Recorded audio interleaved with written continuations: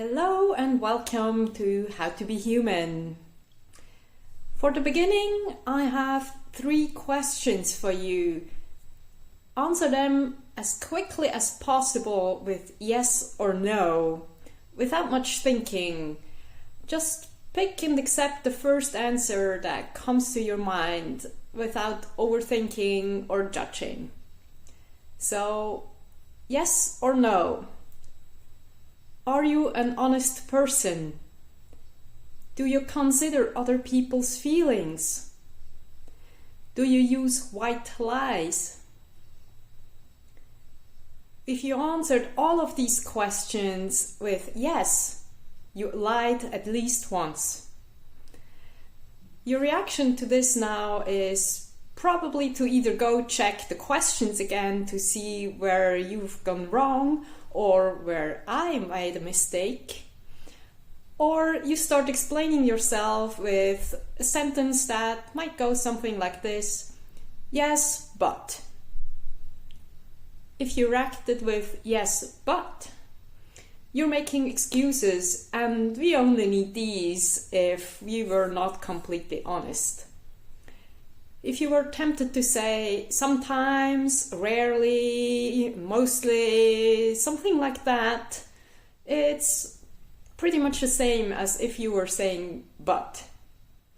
It's an excuse too, but hey, at least it wasn't a complete lie, right?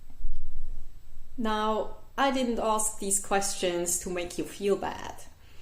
They were just supposed to show how readily and easily we come up with excuses and little lies to not look so bad. Truth is, we actually are dishonest many times, every single day. And in that I include myself. But why the bleep is it so difficult to be totally honest? Especially for good people. The latter seems paradox, right? So let's pull those teeth. Where do all these excuses come from? Well, the better question would be, who needs them? And yep, once more, it's our ego. This time, however, it's our collective, our cultural ego that is working behind the scenes. We all commonly agreed somewhen to treat each other the way we want to be treated. Respectfully, nicely, kindly, etc. In other words, I don't step on your toes, you don't step on mine. That's nothing bad per se, since it keeps us all from fighting and going at each other's throats.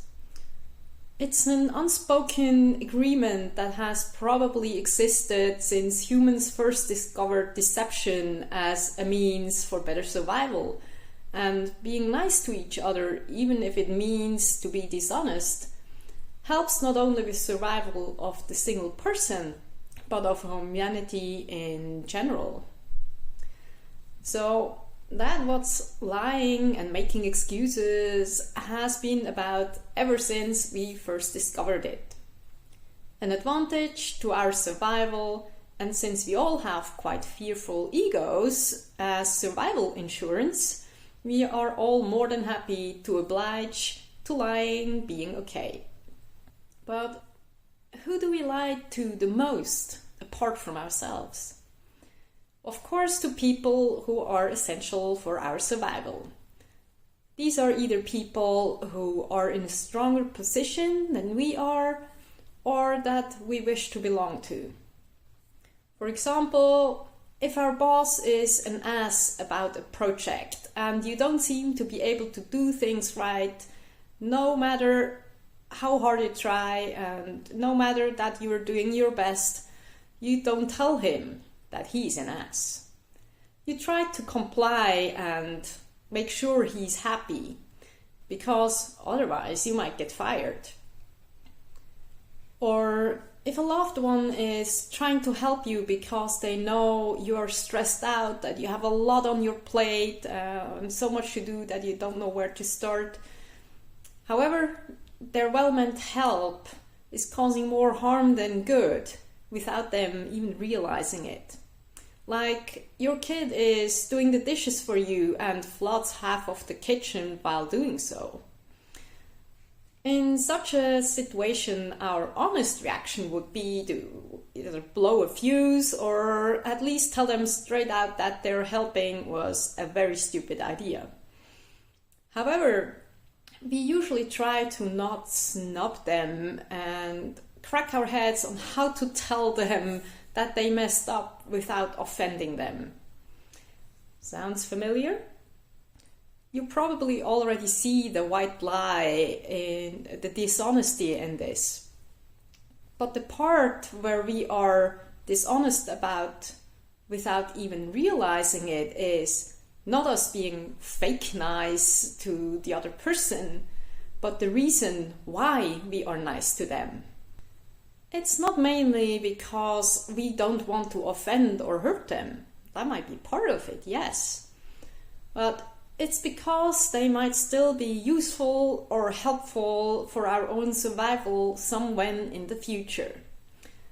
They're going to be much more willing to help us if we need them when we were previously nice to them than when we offended them. Juicy, right? Fact is that excuses, considering other people's feelings and being nice to them, even if it means using white lies, is so ingrained into our behavior that it is very difficult to get out of this habit. Just imagining being blatantly honest and especially imagining the consequences, namely a threat to our survival, can send our ego into alarm mode. That doesn't necessarily mean we freak out, but our mind certainly gets into overdrive to find solutions to avoid a perceived threat to our survival. So, if we really and truly want to become honest people and lead a life based on trust rather than based on fear, we have to take the lead over our ego and take responsibility for ourselves. To do that, we first have to become aware of our patterns of when, where, and why we are dishonest and make excuses. Second, we simply have to accept that we do that without judgment, blame, or shame, or anything like this. Third, find the cause for that pattern, the reason why you programmed yourself to behave like that. Fourth, evaluate what you need to do to change the pattern. Be honest. And fifth, do it. Again, no excuses. If you struggle, see what keeps you from taking successful action, and then continue. It's important to go through these steps without or with as little judging ourselves as possible.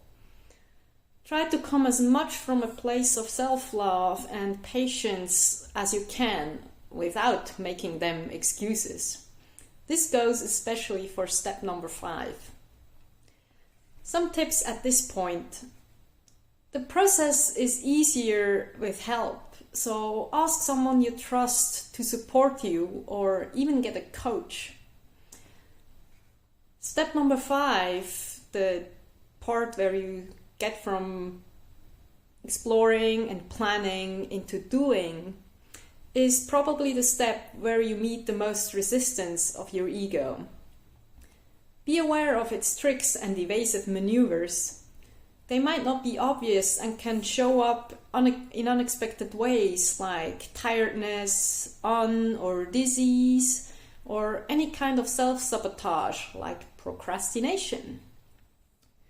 In this case, be extra loving and patient with yourself and see where the resistance within you is coming from. Now, resistance always comes from fear. So, what are you afraid of that keeps you from moving forward?